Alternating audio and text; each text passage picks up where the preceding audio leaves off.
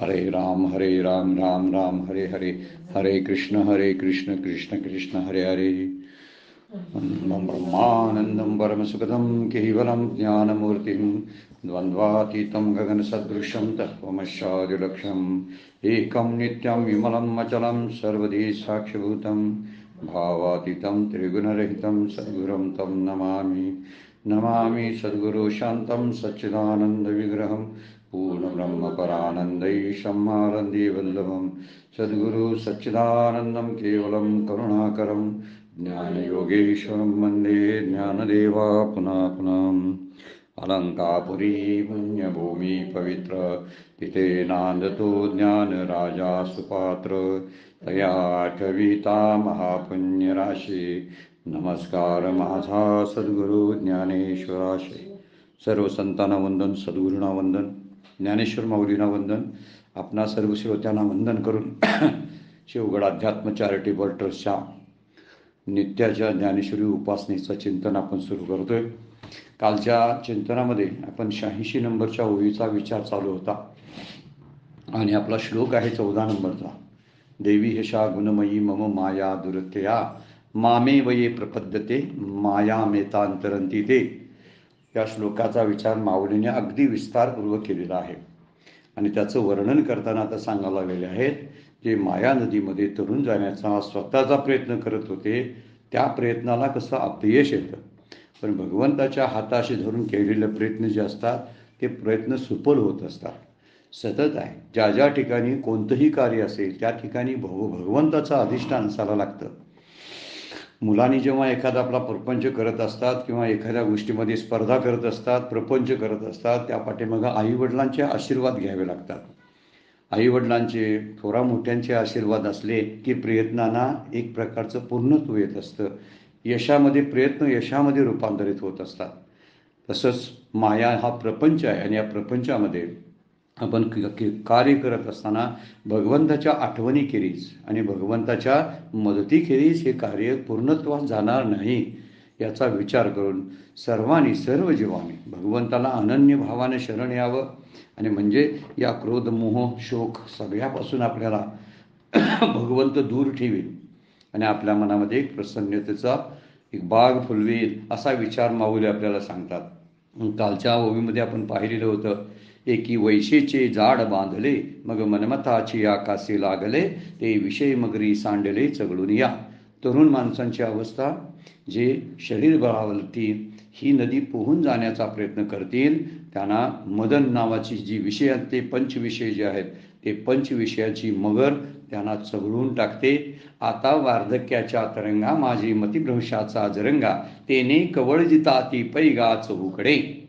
आणि नंतर काय होतं की वार्धक्याची लाट येते। कधीतरी हे तारुण्य ओसरतेच आणि तारुण्य ओसरायसाठीच आलेलं असतं। बालपण गेलं तसं तारुण्यही जात असतं आणि त्यामुळे वार्धक्य येतं आणि वार्धक्याच्या लाटामध्ये हा जीव बुद्धिभ्रंश होतो त्यामध्ये आणि बुद्धिभ्रंशामध्ये त्या भ्रमरूपी जाळ्यामध्ये तो सापडतो आणि त्या युगाने चारी बाजूनं तो गुरफटला जातो। कवळजिता ती पैगा चहूकडे, चारी बाजूनं त्याच्यावरती हल्ले होतात। विषयांचा हल्ला आहे, जे देहासक्तीचा हल्ला आहे, विषयासक्तीचा हल्ला आहे, या सगळ्या हल्ल्याला परतवून लावणं त्याला शक्य होत नाही आणि वार्धक्यामध्ये तरी तेवढी बुद्धी, तेवढं आत्मबल आणि तेवढं शारीरिक बल शिल्लक पण राहिलेलं नसतं आणि अशा लाटामध्ये तो कुठं गुरफटून जाईल आणि कुठं बुडेल काय सांगता येत नाही। याचं वर्णन आपण कालच्या चिंतनामध्ये पाहिलेलं होतं। आता 87 नंबरच्या ओवीचा विचार आपण करतोय। पुढे आता वर्णन केले बघा। आणि शोकाचा कडा उपजत क्रोधाच्या आवर्ती दाटत आपदा गिधी चुंबिजत उधवला ठाई। पुढे काय करतो तो, शोकाचा कडा उपजत, शोकाच्या कड्यावर आपटून पालथे पडतात हे कारण शोक आहेच, जिथं मोह आहे तिथं शोक आहेच, एक मुख्यवर आहे। पहिल्यांदा शोक मोह असं बोलताना घेतात पण खऱ्या अर्थानं मोह शोक असंच म्हणायला पाहिजे, कारण मोहानंतर शोकाची आपल्याला वाट्याला येत असतं। म्हणून शोकाचा कडा उपजतो क्रोधाच्या आवर्ती दाटत, क्रोधाच्या आवर्ती म्हणजे क्रोधाच्या त्या चक्रामध्ये अडकतात, भोवऱ्यामध्ये सापडतात आणि अपदा गिधी चुंबी जातं आणि बुडून वर आले समजा, तर मग त्यांच्या देहाला पुढतानी काय होतं, आपत्तीरूपी जे गिधाडे आहेत ते टोचित राहतात. आपदा गिधी, गिधी म्हणजे काय म्हणतोय आपण त्याला, गिधाड. आपद म्हणजे संकट, आपदा म्हणजे अपदाम उपहतारम दातारम सर्व संपदाम, वर्णन केले ना रामरक्षामध्ये. अपदाम, अपदा म्हणजे संकट, संकट दुःख, ही संकट आणि दुःखाची जी गिधाड आहेत ना, ती गिधाड टोचत राहतात. चुंबित, चुंबितात म्हणजे चुंबन घेत नाहीत बरं काय, ते त्यांचं चुंबन म्हणजे प्राणघातक चुंबन असतं. तर ते गिधाड काय करतात, त्या जीवाला जर चुकून ह्या शोकाच्या कड्यातनं पडला, क्रोधाच्या भोवऱ्यात जर सापडला आणि बुडून जर चुकून वर यायचा प्रयत्न जर करायचा लागला, तर ही प्रपंचरूपी देहाला जी दारिद्र्य, रोग इत्यादी गिधाड जे आहेत, ती गिधाड टोचीत राहतात. म्हणजे सोडतच नाही चहू बाजूने कोणीच. एकीकडे शोकाचा कडा पडला आणि क्रोधाचा भोवरा सापडला. या दोन्हीमध्ये अडकलेल्या जीवाला पुन्हा राहायला जिवंत तर त्याला गिधाड जी संकटरूपी, दारिद्र्यरूपी, रोगरूपी ही गिधाड त्याला टोचीत राहतात. त्यामुळे या नदीला शोकाचे काट आहेत आणि त्यावर ते आपडतात, आणि क्रोधाचे भोवरे आहेत त्यामध्ये ते सापडतात. पाण्याच्या वर तोंड काढलं जर चुकून त्या जीवानं कुठल्या या माया नदीच्या बुडता बुडता जर तोंड वर काढायला लागला, तर ते दारिद्र्य, रोग, पश्चाताप इत्यादी गिधाड जे असतात ते टोचत राहतात. खरी गोष्ट त्याच वेळी आहे, वृद्धत्वामध्ये पश्चाताप जास्त असतो, चिंता जास्त असते. आपण केलेल्या कुठल्याच गोष्टी बरोबर झाल्या नाहीत असं वाटायला लागतं. मी दुरुस्त झालो नाही, मला बदलायला पाहिजे होतं. ते काळ आता निघून गेलेला असतो आणि त्यामुळे तो जीव शोक करत असतो, त्यावेळी तो पश्चाताप करत असतो. त्यामुळं ह्या शोकालाच म्हातारपणी सुरुवात होत असते. कधी कधी पुत्राचा वियोग होण्याची शक्यता असते, पतीचा वियोग होण्याची शक्यता असते, पत्नी वियोगाचं शोक असू शकतो, धननाश झालेला असतं, कोणतरी लुबडत असतं पैसे, शरीराच्या व्याधी चालू असतात. या सगळ्या शोकाचे प्रसंग याला सुरुवात होतात. आणि कुणाच्या आयुष्यात हे सुटलेत असं नाहीत बरं काय. आपण जे आता विचार करायला लागलोय, माया नदी संपवायचा विचार करत नाही. दुसरी गोष्ट, शोकाचे प्रसंग येणार नाहीत असं नाही, शोकाचे प्रसंग येणार आहेत, पण त्यांना चुकवायचे आहेत. आणि चुकवायचे आहेत या शब्दाचा अर्थ ते शोकाचे प्रसंग, सुखदुःख जी निर्माण होतात त्या सुखदुःखाच्या प्रभावाबरोबर आपण वाहत जायचं नाही. हीच गोष्ट मुख्य आहे. सुखदुःखाचे प्रवाह येणार नाहीत, तडाखे बसणार नाहीत, क्रोधाचे भोवरे येणार नाहीत असं नाही, परंतु त्यामध्ये वाहत जाणं जे असतं ते वाहत जाणं थांबवता आलं पाहिजे. म्हणून बरेच वेळा वृद्धत्वामध्ये ही फार मोठी गोष्ट आहे. सगळ्यात वाईट गोष्ट असेल तर 60-65 नंतर पत्नीचं जाणं, या सगळ्यात धक्कादायक गोष्ट एखाद्या पुरुषाच्या आयुष्यामधली आहे. कधी कधी असे एखाद्या स्त्रिया ज्या असतात ते काहीतरी आपलं ॲडजस्ट करून जगू शकतात, पण पुरुषाची स्थिती जी आहे ना, त्याला मरणभर असं वाटायला लागतं. केवढा मोठा शोक असेल बघा. शोक हा मोठा आहे. कधी कधी तरुण मुलं सुद्धा आपल्याला सोडून जात असतात. कशामध्ये तरी अपघातामध्ये, आजारपणामुळे ज्या मुलांना वाढवलेले असतात, जे मुलं आता वाढीव स्वरूपात असतात, काहीतरी कर्तृत्व सिद्ध करण्याच्या स्थितीमध्ये आलेले असतात, त्याच वेळी आपल्याला सोडून जाण्याची शक्यता आहे.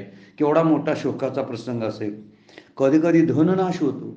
आयुष्यभर कमवलेलं असतं आपण, पोटाला चिमटे दिलेले असतात, बरेचशा सुखांचे त्याग करून पैसे साठवलेले असतात, प्रॉपर्टी जमा केलेली असते, पण शेवटच्या टप्प्यामध्ये ती प्रॉपर्टी मला भोगायला मिळेल याची कोणत्याही प्रकारची खात्री आपल्याला कोणीही देऊ शकत नाही.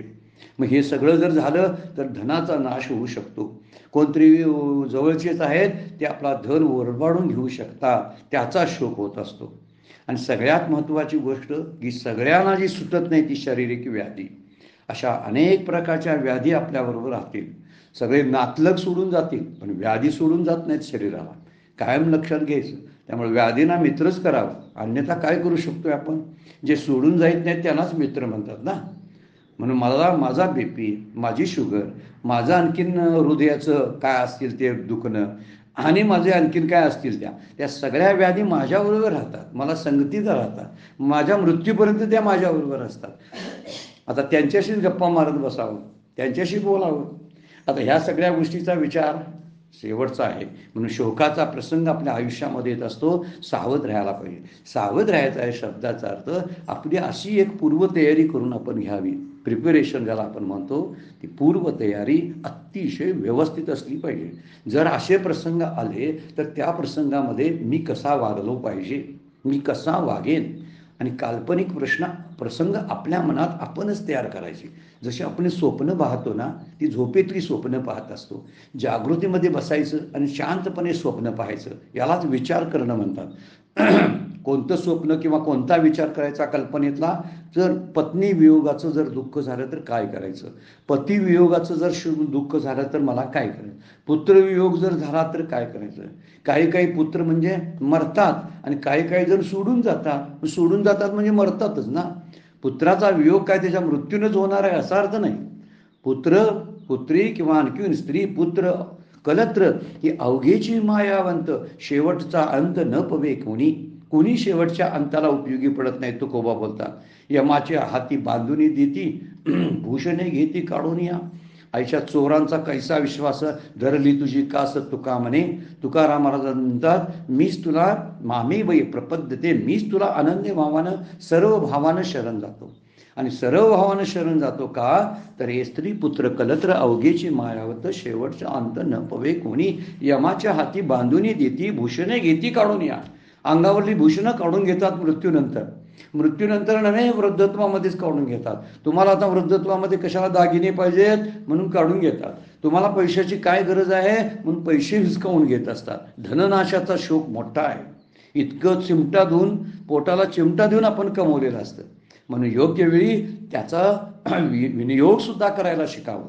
हे धन साठवून ठेवण्यामध्ये आणि कुणाच्या तरी स्वाधीन करण्यामध्ये सुखाचा क्षण सुद्धा आपल्याला बघायला मिळणार नाही. म्हणून योग्य वेळी ते आलं तर ते वापरावं आणि सुखाचे अनुभव सुद्धा घ्यावेत. कशासाठी तरी वापरावे, दान धर्मासाठी वापरावे, त्यातून आनंद शोधावा. काय करता येत असेल आपल्यासाठी तर आपण करून घ्यावं, फिरून घ्यावं, बोलून घ्यावं, मित्रांना बोलवून त्यांच्याशी जवळजवळ राहून मेजवान्या लुटाव्यात. परंतु सुख लुटावं. सुख लुटणं फार गरजेचं आहे. याला प्रापंचिक सुख म्हणा किंवा विषय सुख म्हणा, पण ह्या विषय सुखातून सुद्धा आनंद थोडाफार भोगता येत असेल तर तो भोगायला तरी काय बिघडलं. पुढे शोकाचे प्रसंग येणारच आहेत ना. खरा दुःख कोणतं आहे माहिती आहे काय, मी खाल्लं नाही आणि साठवलेलं दुसऱ्याने कोणतरी घेतलं, हे वाईट जास्त आहे. आपल्याकडे साठवाय नसेल तर तो भाग वेगळा, पण साठवायचं म्हणजे कुठंतरी मर्यादा त्याला असायला पाहिजे ना. माझ्या सुखाला तिलांजली देऊन जर मी करत असेल तर शोकाचा प्रसंग माझ्या आयुष्यात येऊ शकतो. फार मोठे पश्चाताप असतात. मी हे का करलं, कशाबद्दल करून बसलो, मी चुकीचे निर्णय माझ्या पूर्व आयुष्यामध्ये घेतले आणि ते मला आता भोगायला लागले म्हणून रडत बसतो. हे रडत बसणं जर टाळायचं असेल, योग्य वेळी त्याच्यावर उपचार करावा आणि उपचार करून वृद्धत्वाची पूर्वतयारी करावी. सगळीच पूर्वतयारी करतोय ना आपण. मग म्हातारपणाची तयारी काय केलेली आहे, मृत्यूची तयारी, मृत्यूची समयची तयारी काय केलेली आहे, काहीही केलेली नसते. आपण सगळ्या तयारी आमच्याकडे असतात, पण वृद्धत्वाची तयारी नसते. पुत्र वियोग झाला, पत्नी वियोग झाला, पती वियोग झाला, नातलग सोडून गेले, धनाचा नाश झाला, व्याधी येणार आहे, या सगळ्या कल्पनेतल्या गोष्टी नाहीत, येणारच आहे. येणार असतील तर माझी तयारी मनाची तरी असायला पाहिजे. बाकी मी माझ्या प्रारब्धातल्या गोष्टी बदलू शकत नाही. व्याधी येणार आहे म्हणून आत्ता पूर्वतयारी काय करूया सांगा बघू, हा मुद्दाच आहे ना. काही काही वेधी आगंतुकपणाने येत असतात. त्यासाठी मी काय केलेलं नसतं बरं काय. पूर्वकर्मानुसार सुद्धा आपल्याला रोग सुद्धा मिळत असतात. बरंचसं कारण पूर्वकर्मच आहे आणि त्यात थोडंसं मिक्स होतं आत्ताचं बिशूट वर्तन. तरुण्यपणामध्ये काय नको ते खाल्लं, नको तसा वागला, स्वैर वागला आणि त्यामुळं आजार होतात, प्रमाण कमी. पण खरं जे आहे ते पूर्वकर्मानुसारच आपल्याला व्याधी पाठ घेत असतात. असो, सगळं असू दे, पण तरीसुद्धा मी त्याची तयारी काय केली का, हा मुद्दा त्यातला आहे. समजा अमुक प्रकारची व्याधी मला होणार असेल तर मी आता तयार आहे का, माझा परमार्थ कसा चालणार. मी रोज ज्ञानेश्वरी वाचत होतो, शांतपणे मांडी घालत होतो, बसत होतो. उद्या मांडीच घालता येणार नाही मला आणि त्यावेळी मी मांडी न घालता मी ज्ञानेश्वरीचा कसा अभ्यास करणार याची पूर्वतयारी असायला पाहिजे. आज माझ्या डोळ्यानं त्या बारीक बारीक अक्षरं ज्ञानेश्वरीतली दिसतात, पण उद्या दिसणार नाहीत. मग काय पाठांतर ओव्या करून ठेवल्यात का की ज्या न दिसता सुद्धा मला बोलता येतील, बडबडता येतील. अशा अभंग काय लक्षात ठेवलेत काय, मी वाचून ठेवलेत का की जे डोळे नसले तरी सुद्धा मला ते आतल्या आत म्हणता येईल. आत्ताच प्रवचनं कीर्तन ऐकून घ्यायची आहेत ना, नंतर कशाला पश्चाताप करत बसायचा, माझ्या कानानं ऐकू येत नाही. अरे ऐकू येणारच नव्हतं, तुला अगोदर तू तिची पूर्वतयारी केली नव्हतीस. ह्या शोकाचे प्रसंग हे आत्ताच्या वर्तमानकालीन जीवनावरती अवलंबून असतात. म्हणून शोक जो आहे हा मोहातून येत असतो. आत्ताचा मोह सोडला तर शोकापासून आपण दूर होऊ शकतो. माऊली म्हणतात आणि शोकाचा कडा उपजतो. त्या शोकाच्या कड्यावर जाऊन ही म्हातारी म्हणजे म्हातारे जीव वृद्धत्वामध्ये आपटत असतात आणि आपटून काय होत असतात, पश्चाताप दग्ध होत असतात. पूर्वीची पदं असतात, प्रतिष्ठा असतं, मान असतो, आता शिल्लक नसतो ना तो. कारण आपण निरुपयोग होतो सगळ्यांच्या दृष्टीनं, कुणालाही माझा उपयोग नसतो. मी भाजीसुद्धा आणून घरात देऊ शकत नाही, कोण मला मानेल सांगा बघू. मला चालता येत नाही, मी कुणाचं काय उचलून देऊ शकत नाही, मला कोण मानणार आहे. मी निरुपयोगी होणार आहे. जगाच्या दृष्टीनं मी निरुपयोग होऊ दे, मी माझ्या दृष्टीनं निरुपयोगी होऊ नये, ही फार महत्त्वाची गोष्ट आहे. आणि त्यासाठीच आपल्याला आत्ताच त्याची एक प्रकारची शक्ती संपादन करून ठेवावी लागेल. नंतर प्रतिकार करण्याचं सामर्थ्यसुद्धा राहत नाही. ज्याला मी घाबरत होतो, ज्या बायकोवरती डोळे वटारून पाहत होतो, त्यावेळी जी बायको डोळे वटारायला सुरुवात करते, मुलगासुद्धा गप्प बसायला लावतो मला, त्यावेळी समजायचं माझं घरातलं सत्ता जी होती ती संपत चालली आहे. सत्तेला ग्रहण लागलंय. आता ओरडण्यात पश्चाताप करण्यात काही अर्थ नाही. शांतीचं जीवन जगता आलं पाहिजे आणि त्याची पूर्वतयारी अगोदरच करून घ्यावी. अपमानाच्या प्रसंगाला सामोरं जावं, दुःखात अनुभव घ्यावा दुःखाचे. आपण म्हणतो दुःख नको, नंतर अपमान नको, काय प्रतिकूल गोष्टी काय नको. अरे पण प्रतिकूल गोष्टीमुळंच माझी मनाची तयारी होणार आहे. अशा प्रसंगामध्ये असं वागायचं, ह्या घटना आणि संकटच मला शिकवत असतात. आपण काही करत नाही त्या दृष्टीनं. म्हणून पूर्वतयारी फार महत्त्वाची आहे ही शोक पूर्ण कमी होण्यासाठी. माऊली आणि पुढे म्हणतात काय बघा, माझी क्रोधाच्या आवर्ती दाटत आणि क्रोध पण खवळतो. काय काय पुढे जाऊन काय होते काय चालत कळत नाही. मग तारुण्यामध्ये सत्ता चालत असते आणि म्हातारपणामध्ये कोणी जुमानत नाही, म्हणून खवळून उठतो म्हातारी खवळून उठते. माझं ऐकत नाही, ऐकायच नाही म्हणजे माझी सत्ता संपली हे आम्ही समजून घेतलं पाहिजे. मी ज्यावेळी एखाद्या पदावर असतो, खासदार असतो, मंत्री असतो, जोपर्यंत मंत्री आहे तोपर्यंत लोक मान देत असतात. आपण जेव्हा त्या खुर्चीवरून उतरतो ना, त्यावेळी कोणी विचारत नाही, विचारणार नाहीत 5 वर्षानंतर. हे लक्षात ठेवून ते मानाची खुर्ची पटकावावी, घ्यावी, त्याच्यावर बसावं, त्याचं सुखही घ्यावं. पण जेव्हा ही मला सोडावी लागणार आहे खुर्ची, हेही भान ठेवावं. ज्यांच्याकडे भान असतं ना, ती माणसं दुःखी होत नाहीत. नंतर मला हे सोडावं लागणार आहे ना, तर अगोदर सोडल्याची कल्पना करायची आहे की किंवा नाही, काय आज आहे उद्या नाही, अशी स्थिती होऊ शकते. त्यामुळे खुर्ची स्थिर आहे, मी नाही त्यावरला स्थिर. खुर्ची राहणार आहे, पद माझं जाणार आहे, किंवा पद राहणार आहे, मी त्या पदावर नसणार आहे. अशी सगळ्यांचा विचार करून ठेवावा लागतो. इथं आता क्रोधाच्या लाटा ज्या भोवलेल्या आहेत ना, ते त्याचे कारण ते आहे. त्यामुळं क्रोधाच्या बाहेर आलं तरच आपत्ती रूपी जे क्लेश आहे, पश्चाताप आहे, समजा त्या सागरातून जराशी मान वार काढावी. शोक गेला, क्रोध गेला, म्हणून क्रोधातून बाहेर गेला, शोकातून बाहेर आला. पुढे जाऊन आणि व्याधी, पश्चाताप यांची गिदाडं टोचीत बसतात, म्हणजे परत व्याधीचा त्रास. जरी मला काय नको म्हटलं तरी माझं दुखत्याला ते मला दुखतच असते ना. मी काय करणार त्या काळामध्ये? ते का कुणी आणलं काय दुखणं मला? नाही. मी क्रोधामुळे दुखायला लागले काय? नाही. मी शोक करतोय म्हणून दुखायला लागले काय? नाही. ते दुखणार आहे कारण ती शरीरातले विकार आहे. याची पूर्वतयारी या गिधाडांना काय करता येईल? ही गिधाडं जी मला टोचणार आहेत त्या गिधाडांची व्यवस्था काय? व्यवस्था काही नसते. त्या गिधाडांचं टोचणं त्या ठिकाणी तितिक्षाच असावी लागते. मात्रा स्पर्शास्त कौंतेय शीतोष्ण सुख दुःखदा अगमापायी ओ नित्याम तान तितिक्षस्व भारता. हे अर्जुना, ही तर तितिक्षाच तुझी उपयोगी पडेल. काही गोष्टी ज्या बदलता येत नाही त्या बदलण्यासाठी, न बदलता स्वीकारण्यासाठी तितिक्षेचा फार उपयोग होतो. म्हणून परिवर्तनशील जगामध्ये परिवर्तनशील असावं पण आपणही हे बदल स्वीकारायला तयार झालो पाहिजे. बदल होऊच नाही असं आपण म्हणू शकत नाही. सृष्टीची रचनाच अशी आहे की त्यामध्ये बदल अपेक्षित आहेत. त्यामुळे माझ्याही आयुष्यामध्ये असे बदल होणार आहेत. माझी जवळची माणसं बदलणार आहेत. मी कसा बदललो तशी माणसंसुद्धा बदलत आहेत. ती दुसरीच बदलतात आणि मी तेवढा बदलत नाही असं नाही बरं काय. पश्चाताप होतो याला कारण मी पण आहे. शोकाला क्रोधाला कारण मी पण आहे की समोरच्या माणसाने मला क्रोधित केलं, समोरच्या माणसाच्या त्रासाचा त्रास मला होतो. नाही, मी करून घेतो म्हणून होतं. मी जेव्हा माझीच पूर्वतयारी करेन तेव्हा त्या शोकापासून, त्या क्रोधापासून, मी त्या गिधाडापासून स्वतःचं रक्षण करेन. आणि त्यामुळं क्रोधातून बाहेर आलो, या त्रासातून बाहेर आलो तर ही व्याधीरूपी पश्चात्तरूपी जी गिधाडं आहेत किंवा दारिद्र्य रोग यांच्यातून वाचणं फार अवघड असतं. इथं गिधाड शब्द वापरतात, माऊली उगीच शब्द वापरत नाहीत बरं काय. फार अगदी मार्मिक असतात बघा शब्द त्यांचे. कसं मागच्या सुद्धा आपण हे घेतलं होतं बघा, कुठला तरी एक शब्द आला होता, असू दे तो आता आपल्याला माहिती नाही, पण मागच्या चिंतनामध्ये तो बोलून गेलेला आहे की शब्द जे वापरतात ना, ह्या गिधी शब्द जो वापरलाय ना, ती गिधाड येतात. गिधाड कधी येतात बघा, पुरानंतर पूर ओसरून गेला की मेलेली जनावरं पुरात जी अडकलेली असतात, ती मेलेली जनावरं किंवा माणसांची प्रेतं पडलेली असतात, ती खायला गिधाडं जमत असतात. म्हणून गिधी हा शब्द वापरण्याचं कारण आहे की त्या प्राण्यांना खाण्यासाठी गिधाडे येतात. तसं व्याधी किंवा दुर्बलता, पराधीनता, अपमान भोगताना मृत्यू यावा असं वाटत असतं. जणू काय माझा मृत्यूच झालेला असतो आणि सामर्थ्य संपलं की हे गिधाडं येत असतात. हा पुरातला अनुभव माऊलींनी गिधी या शब्दातून व्यक्त केलेला आहे. पूर ओसरून गेल्यानंतर म्हणजे तारुण्य ओसरून गेल्यानंतर जी परिस्थिती येते त्यावेळी ते मी प्रेतच असतो. मी जवळजवळ माझं वृद्धत्व हे सर्वांच्या दृष्टीनं प्रेतच असतं.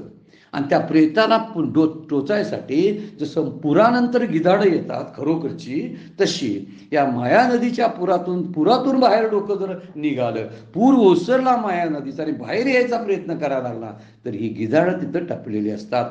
किती मार्मिक उदाहरण माऊली देतात. आणि माऊलींची प्रतिभाशक्ती आपण यातून बघायची. किंवा कोणते शब्द चपकलपणाने कुठे बसतात. कोण म्हणतं की तिथं ती यमक जुळवण्यासाठी वगैरे वापरलेले आहेत. अजिबात नाही यमक वगैरे काय. यमकाला त्यांच्याकडे भांडार आहे, त्यांच्याकडे सगळ्या अलंकाराचा गीता नाम अलंकारी शब्द वापरलेला आहे. गीतेलाच ज्याने अलंकार चढवला त्यांच्याकडे अलंकाराची काही कमतरता आहे की काय. गीता मूळचीच तशी होती. जणू काय नवरा नसलेली बायका असल्यासारखी होती गीता. बाईच आहे ती. बाईचं त्यामध्ये तिच्यात सौंदर्य आहे, तिच्यात शालीनता आहे, मूळचीच आहे. पण नटवल्यानंतर तिला दागिने घातल्यानंतर ती कशी दिसेल. मुळात एखादी बाई सुंदर आहे, गुणवान आहे, तरुण आहे. काय काय गुण आहेत. ती तरुण आहे, गुणवान आहे, सुंदर आहे, सगळं आहे हो, पण अंगावर एक दागिना पण नाही आणि व्यवस्थित साडी सुद्धा नाही. अशाकडे बघताना काय बघतील माणसं.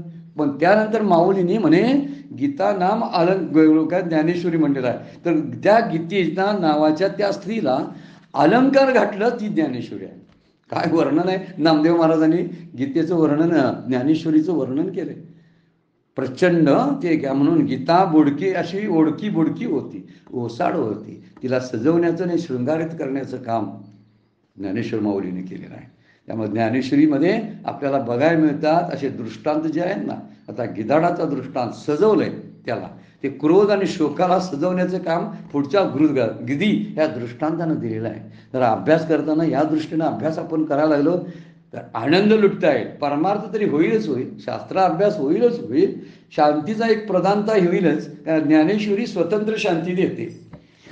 ज्ञानेश्वरीचा अभ्यास एक पारमार्थिक साधना आहे, हा शास्त्र अभ्यास नाही. पारमार्थिक साधना आहे. नामाच्या अभ्यासानं जशी शांती मिळते तशी ज्ञानेश्वरीच्या अभ्यासानं शांती मिळते. ज्ञानेश्वरीचा अभ्यास ही एक साधना आहे. आपल्या लक्षात येत नाही. आपण शास्त्र म्हणूनही बघूया त्याच्याकडे, पण शास्त्र म्हणून कमी बघूया. शास्त्राला पलीकडे जाऊन ती साधना आहे. म्हणून मला समजा साधन काय करता आलं नाही, तीर्थयात्रा, दान, धर्म, यज्ञ, याग काय करता आले नाही, नामाला बसता येत नाही, वेळ मिळत नाही. पण ज्ञानेश्वरीचा जर मी अभ्यास करत असेल तर या सगळ्या गोष्टीचा आपल्याला प्राप्ती होत असते. दृष्टांताच्या म्हणून थोडंसं आपण विस्तार केला की माऊली बोलतात अपदा गिधी, संकटरूपी गिधाड, दारिद्र्यरूपी गिधाड किंवा व्याधी रूपानं गिधाडं जे असतात, दुर्बलता असते, पराधीनता असते. मला हाताला धरून कोणीतरी टॉयलेटमध्ये घेऊन जायला लागतं. किती पराधीनता. असे एक स्टाफवरती मी इन्चार्ज असताना 100 लोकांना मी बोलवून घेत होतो आणि माझी सगळी कामं करून घेत होतो. माझ्या एका शब्दावर सगळा स्टाफ नाचत होता. माझ्या एका शब्दावर सगळे नातलग हादरून जात होते. आज तेच मला काय करतात, दुर्लक्ष करतात. मला त्यांची गरज पडायला लागली, मी पराधीन होतो. ही आपदा गिदी आहे. ही सगळी गिधाडं मला चावणार आहेत आणि त्यामुळं अपमान होतो. आणि हे भोगताना वाटत असतं मी मरत का नाही. आणि मी मरावं असं वाटतं ना, त्यावेळी आपण हरलेलो असतो. जगावं असं वाटू नये, पण मरावं असंही वाटू नये. मरावं असं वाटतं याचा अर्थ खेद आहे. मी कृतार्थता प्राप्त करून घेतली नाही असा त्याचा अर्थ आहे. म्हणून हा विचार माऊलीने आपल्याला काय करतात, अंतर्मुख करतात. माऊली अंतर्मुख करतात, स्वतःचा विचार करायला लावतात. कधी दुसऱ्यांचा विचार करायला परमार्थशास्त्र सांगत नाही बरं का. परमार्थशास्त्रामध्ये आपणच आहोत हेच आहे. मी आहे ब्रह्म. सतत मी हा शब्द त्यामध्ये वापरलेला असतो. मी ब्रह्म. आणि मी ब्रह्म म्हणून मी माझाच विचार करायला पाहिजे. मी हेच माझं असलं पाहिजे. माझं ब्रह्म ही रूप आहे ना, त्यालाच माझं म्हणावं. अन्य कशाला माझं म्हणू नये. जर अन्याला आपण माझं म्हणायला लागलो तर ते अन्य आपल्याला अनन्य करणार नाही भगवंताशी. आणि गीता तरी म्हणतात की मामेव प्रपद्यते मायामेतांतरते. मलाच अनन्य भावानं तू शरण ये. तू शरण आलास की मी तुझं सगळं काही करेन. सर्व धर्मान परित्यज्य मामेकम शरणं व्रज. पुढे 18व्या अध्यायामध्ये सांगतात, मामेकम एकट्याला मला जो मज होय अनन्य शरण त्याचे निवारी मी जन्म मरण. कशाला घाबरतो, शोकाला, पश्चातापाला, व्याधीला. मी आहे तुझ्या पाठीशी. मी आहे तुला आधार द्यायला. तू नातलगामध्ये आणि प्रपंचाच्या नाशवंत पदार्थामध्ये तू तुझा आनंद शोधू नकोस. तुझ्या आनंदाच्या दिशा बदल. आनंदाचा पाठलाग करण्याचे पदार्थ बदल. सुख शोधण्याचे जे पदार्थ आहेत, ज्या पदार्थामध्ये ज्या व्यक्तीमध्ये तू सुख शोधतोस त्या चुकीच्या पदार्थामध्ये तू शोधायला लागलेला आहेस. तुझी शोधण्याची दृष्टी बदल. त्यावेळी तुला समजायला लागेल मीच तुझ्या जवळ आहे. मी तुझ्या आसपास आहे. कोणच आसपास नसतात. शेवटचा अंत न पवे कोणी असं तुकोबा म्हणतात. त्याचं कारण ते आहे, शेवटच्या अंताला मला जेव्हा कळ येते शेवटची, ज्यावेळी जायची, कोण असतं आणि कुणाला मी सांगू शकतो. मी रात्रीचं झोपेत असताना मला एखादा अटॅक आला तर जवळ असणारी बायकोला सुद्धा मी बोलवू शकत नाही, कारण माझा आवाज तिच्यापर्यंत पोचत नाही. मग ती मला मदतीला कशी येईल सांगा बघू. मदतीला कोण येईल? माझा मीच मदतीला येईल. आणि माझा मी म्हणजे माझा देव. मी हा देव आणि माझा तो आहे. आत्तापर्यंत माझा देव माझा म्हटलं पाहिजे की देव माझा आहे. आणि देव माझा आहे म्हटलं की प्रपंच माझा आहे हे सुटायला लागेल. यातून बाहेर पडण्याचा एकमेव मार्ग आहे. त्यामुळे गिधाडापासून वाचायला पाहिजे, क्रोधांच्या भोवऱ्यापासून वाचायला पाहिजे. आणि हे जे शोकाचे कडे आहेत याच्यावर आपटण्यापासून आपण वाचण्यासाठी याचा विचार माऊली आपल्याला सांगतात. 87 नंबर 24 झाली. पुढचा 88 नंबर. मग दुःखाचे नी बरबटे बोंबले. बोंबले म्हणजे माकले. पाठी मरणाचे रेवे रुवले. ऐशे कामाचे कासे लागले ते गेले वाया. कोण वाया गेलं म्हणतात बघा माऊली. दुःखाच्या चिखलानं माकले जातात आणि मरणाच्या गळात फसतात. मरणानं गळ टाकलेला आहे. पाठी मरणाचे रेवे रोवले. ऐसे कामाच्या कासे लागले. आणि असे जे लोक विषयासक्तीच्या मागे लागतात ते वाया गेले. कामाच्या म्हणजे इच्छेच्या. एक इच्छा निर्माण होते, ती पूर्ण करण्यासाठी धडपड. ती पूर्ण व्हायच्या अगोदर दुसरी इच्छा तयार होते, ती पूर्ण करण्यासाठी धडपड. या धडपडीमध्ये माझा पालापाचोळा होतो आयुष्याचा. आपण विचार करत नाही त्याच्यावरती. म्हणून ते दुःखाचे बरबटे बोंबले शब्द वापरलेला आहे. म्हणजे दुःखाच्या चिखलाने ते मागतात. दुःख येणार आहे की नाही? येणार आहे. पण दुःखाला दुःख मानलं तर दुःख होईल. मी दुःखानं दुःखी व्हायचं की नाही मी ठरवू शकतो. मी दुःखानं दुःखी जर झालो नाही तर दुःख आपला प्रभाव टाकत शकत नाही. सुखाने सुखी न व्हावे आणि दुःखानं सुद्धा दुःखी न व्हावे, या दोन गोष्टीचा विचार जेव्हा आपण चालतो त्यावर चित्ताला एक प्रकारचं समत्व येत असतं.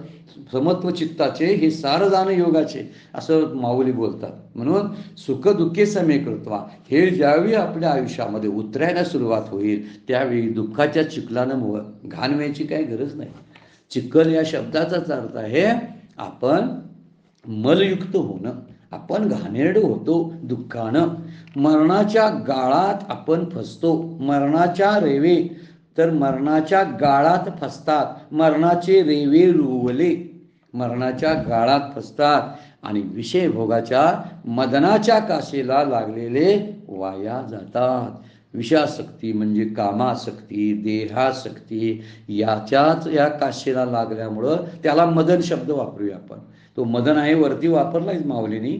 मग मनमथाची या कासे लागले ते शब्द वापरलेलंच आहे. आता म्हणतात पाटी मरणाचे रेवे रोवले ऐसे कामाच्या कासे लागले. नुसतं कामाचाच विचार, इच्छेचाच विचार, भोगांचाच विचार, हे खाऊ ते खाऊ, हे वापरू ते वापरू, असं भोगू तसं भोगू, यामध्ये सतत असतात ना, ते वाया गेले. कोण? हरिविनं हे काय केलं? वाया काय म्हणले? वाया बडबड हरिविनं माऊली बोलतात हरिपाठामध्ये. सगळं जे आहे ना, लटिका व्यवहार सर्व हा संसार वाया येर जार हरिविनं. वाया गेली म्हणतात.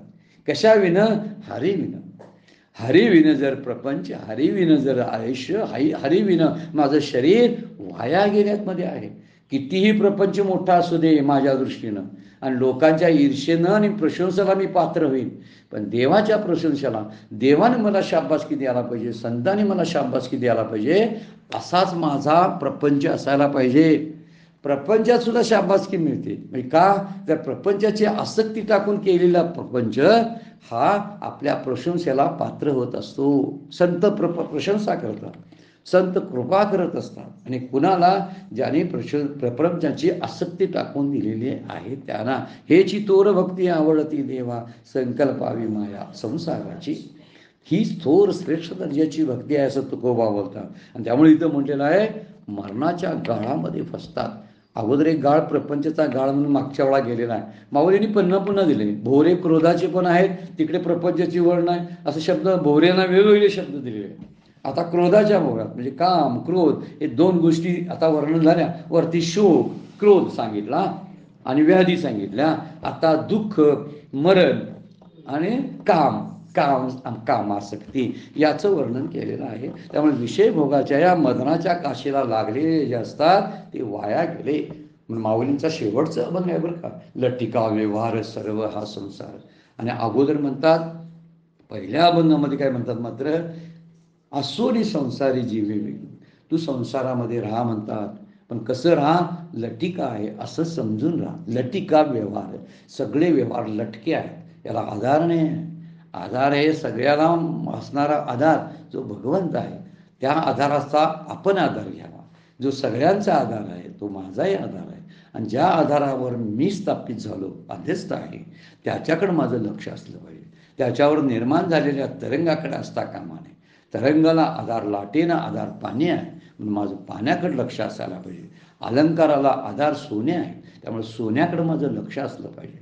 मृगजळ निर्माण होतं, याला आधार सूर्य आहे, त्यामुळे सूर्याकडे माझं लक्ष असलं पाहिजे. मृगजळ येतं जातं, अलंकार बिघडतात, मोडतात, जोडतात.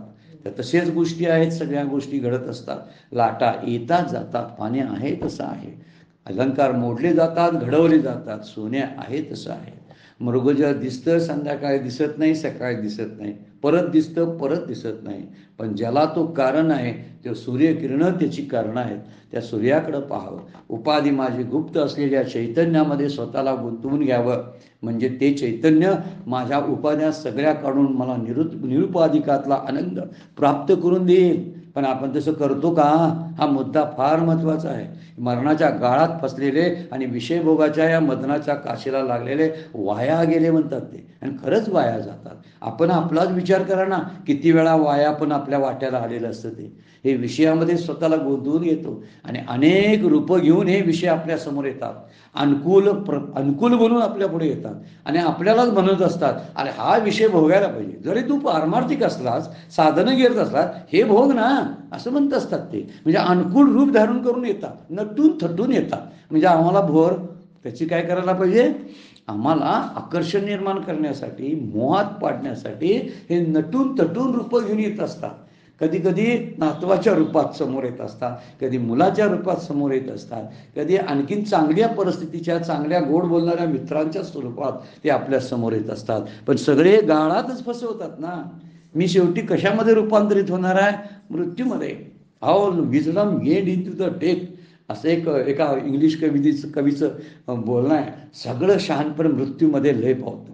कारण मृत्यू हा फार मोठा लय आहे. हा आत्यंतिक प्रलय ज्याला आपण म्हणतात, हा आत्यंतिक प्रलय आहे. आत्यंतिक म्हणजे नंतर कुठला प्रलय शिल्लक राहत नाही. नित्य प्रलय असतात, काही ते नित्य नैमित्तिक प्रलय असतात, आणि थोडासा जो शेवटचा अत्यंत म्हणलेला आहे हा कल्पांताचा असतो. सृष्टीमध्ये जसे प्रलय घडतात छोटे छोटे ना, तसे शरीरामध्येही प्रलय घडतात. शेवटचा प्रलय शरीराला जो भोगावा लागतो तो मरणाच्या रूपानं भोगावा लागतो. मी मृत्यूचा क्षण अनुभवणार आहे, पण हा मृत्यू मला आनंदी करायचा आहे. आनंदी करण्यासाठी मला प्रयत्नशील राहायचा आहे. फार विचार मोठा सांगतात माऊली, मरणाच्या गाळात कधी फसायचं नाही. म्हणजे मरणाचं चिंतन करावं, मरणाची भीती ठेवू नये. मृत्यू भय हे शेवटचं मोठं भय आहे. आणि अभयातून मुक्त व्हायचं असेल तर अभय देणारा, अभयम संशुद्धी मी म्हटलेला शब्द वापरलेला आहे. अभय मला देणारा आणि मला सतत निर्भय करणारा जो आहे तो भगवंत आहे. त्याच्या काशीला लावावं. म्हणून म्हणतात धरली तुझी कास तुका म्हणे. काय म्हणतात ते बघा, की यमाची हाती बांधून देती आणि भूषणे घेती काढून या, ऐशा चोरांचा कैसा विश्वास, धरली तुझी कास तुका म्हणे. इथं पण कास शब्द आलाय. कुणाची कास धरायची, कुणाचा छंद करायचा? हा छंद जो आहे कासेला लागणं आपण ज्याला म्हणतो, हे भगवंताच्याच कासेला आहे. त्याची अचळ आहे. त्या अमृतरूपी दुधाची प्राप्ती त्या काशेतून मला होणार आहे. म्हणून मी अशुद्ध असलेलं वरचं रक्त शोषणार नाही. वरचं पृष्ठभागावर प्रपंचाचं रक्त आहे. त्या रक्ताच्या पलीकडं, त्या त्वचेच्या पलीकडं आड असणारा दुधाचा कुंभ आहे. त्याच काशेमध्ये कुंभ आहे. म्हणून काशेला कुणाच्या लागायचं? कामाच्या नव्हे, विषयाच्या नव्हे, तर भगवंताच्या काशेला लागायचं. कारण ही सगळी जी आहेत चोर आहेत. तुकाराम महाराज म्हणतात, हा चोर आहेत का? लूटच करतात ना माझी. योग्य वेळी माझ्या शरीराचा वापर करून घेतात, माझ्या विद्येचा वापर करून घेतात, माझ्या धनाचा वापर करून घेतात, माझ्या तारुण्याचा, शरीराचा वापर करून घेतात. म्हणून लुटारू आहेत की नाही आहेत लुटारू. लूट करतात आणि मला कपल्लक बनवून टाकतात. माझी कपडे सुद्धा हिरावून घेतात. काही माझ्याकडे शिल्लक नाही. यमाच्या हाती बांधून देती, भूषणे घेती काढून या. माझ्या अंगावरली भूषणं सुद्धा राखत नाही, कपडे राखत नाही. माझे चांगले चांगले कोट घालून मला झोपवत नाही, तर मला तशाच त्या पांढऱ्या कपड्यामध्ये गुंडळून येतात. किती गद्दार संसार आहे. लटिका व्यवहार सर्व हा संसार वाया येरणार हरिविना. अरे हरीशिवाय केलेली कुठलंही कार्य तुझं वाया आहे. म्हणून इथं म्हटलेलं आहे, जे विषय भोगाच्या मदनाच्या कासेला लागले ते वाया गेले. म्हणून केवळ तारुण्य, बळ, धोन ह्या विषय भोगाद्वारे कोणीही मायेतून तरुण जाणार नाही, म्हणजे संसारातून मुक्त होत नाही. संसार मुक्त करण्यासाठी नाहीच. म्हणून संसारासक्ती बांधून ठेवते आणि भगवंताची भक्ती सोडवून टाकते. नाव मुक्ती देतं, कारण आपल्याला त्याच्यामध्ये बंधनमुक्त करत असतं ते. म्हणून मुक्ती प्रदान मिळत असते. म्हणून सारखे सारखे जन्माला पुनरपी जननम पुनरपी मरणम पुनरपी जननी जठरे शयनम असं आचार्य बोलतात ना. तेच किती वेळा यायचं आणि किती वेळा गुदमरून त्या गर्भाशयामध्ये जन्म घ्यायचा. उकडून उकडून उकडून मरते ते बाळ, पण त्याला खंत नसते. खंत नसते का? तर त्याला आपण गर्भाशयामध्ये जीवन असं व्यतीत करायला लागलो हे कळतच नाही. स्वप्नातल्या माणसाला मी स्वप्नात आहे असं जसं कळत नाही, तसं गर्भाशयातल्या बाळाला मी गर्भात उकडायला लागलोय आणि कुठल्या तरी कशातरी मी खायला लागलोय काहीतरी वेगळं, हे कळत नाही. आणि म्हणूनच हे स्वप्नातून बाहेर पडावं आणि परत गर्भवास घडू नये. मग गर्भवासाची ही शेवटची स्थिती आहे, ही मला जर चुकवायची असेल तर विषयाची कास सोडावी लागेल आणि भगवंताच्या कासेला लागावं लागेल. मरणाची भीती टाकून जाऊन आनंदायी जीवनाचा अनुभव घ्यावा लागेल. आणि दुःखाच्या चिखलानं न मागता आनंदाचा जो सुगंध आहे तो सुगंधाचा लयलूट आपण केली पाहिजे. पण हे करायला आपल्याकडे तेवढी हिंमत आणि आपली पूर्वतरी ज्याला आपण म्हणतो ना ती लागतेच लागते. नाहीतर हे सगळं जमत नाही. हे विरळाचे शब्द वापरलेत ना, असा दुर्लभ आहे. जसा नरदेह दुर्लभ आहे ना, तशी मुक्तीसुद्धा दुर्लभ आहे. मुक्ती दुर्लभ नाही तर मुक्तीची इच्छा करणारा दुर्लभ आहे. मुक्ती कशी दुर्लभ असेल? ती माझ्याजवळच आहे, पण मुक्तीची इच्छा करणारा दुर्लभ आहे. आपण बनूया, मोक्षार्थी बनूया. आपण मोक्ष इच्छुक म्हणजे मुमुक्ष बनूया. शब्द तो मुमुक्ष वापरलेला आहे. आपण मोक्षार्थी असलो पाहिजे, काय असू दे. इकडं सगळे अर्थ आहेत, हे आहेत ते अर्थ आहेत, पण खरा अर्थ आहे तो मोक्षार्थामध्ये आहे. पुरुषार्थ शेवटचा ज्याला आपण म्हणतो तो पुरुषार्थ मोक्ष आहे. तो शेवटचा पुरुषार्थ मिळवण्यासाठी संधी म्हणून मला नरदेह दिलेला आहे. त्या संधीला मी माझ्या ह्या विषय वाचणीमध्ये गुरपटण ठेवून या शरीराला मी त्याला खराब करतो, वाया घालवतो, दुःखाच्या चिखलानं ते मागतं, मरणाच्या गाळात फसतं. आणि म्हणून इथं माऊली बोलतात, त्यातून हळूहळू हळू बाहेर पडणं सगळ्यात महत्त्वाचं. जडजोडोनी वैराणी भक्तीची या वाटेला, जिया पाविशी अभ्यंग निजधाम माझ्या निजधामाला तू प्राप्त हो रे बाबा, असं जीवाला सारखं संत सांगत असतात, भगवंत सांगत असतात. आमचे कान तेच तेवढं ऐकत नाही. सगळे आमचे कान टवकारून प्रपंचाचे सगळे जे आहेत ध्वनी, त्या ध्वनीचं काय करतात, ग्रास्पिंग करत असतात. पण जेवढं भगवंताकडून आज्ञा येत असतात ना, त्या आज्ञा तेवढ्या मला कळत नाहीत. संतांचं गुह्य मला कळत नाही. आणि म्हणून मी असं गुह्य न केल्यामुळं वाया जातो. हे वाया जाणं पण थांबवता येईल आपल्याला. आणि थांबवण्याची युक्ती माऊली आणि पुढं सांगणार आहेत. आपण नंतरच्या ओवीमधून पाहणार आहोत. आता फक्त आपण 87 आणि 88 नंबरच्या ओवीचा विचार करायला लागलोय. थोडासा विस्तार व्हायला लागलेला आहे, पण आपण ऐकूया, चिंतन करूया. परत ज्ञानेश्वरीचा अभ्यास होतो, त्या दृष्टीनं विचार चालू आहे. म्हणून आपण आता थोडंसं त्याच्यावरती आणखीन आपण घरी आणि त्याच्यावरती चिंतन करावं. आजची जी सेवा आहे, चिंतन आहे, ते संतांच्या चरणी, सद्गुरूंच्या चरणी, भगवान ज्ञानेश्वर माऊलींच्या चरणी अर्पण करतो. विराम घेतो. पुंडलिक वरदारी विठ्ठल श्री ज्ञानदेव तुकाराम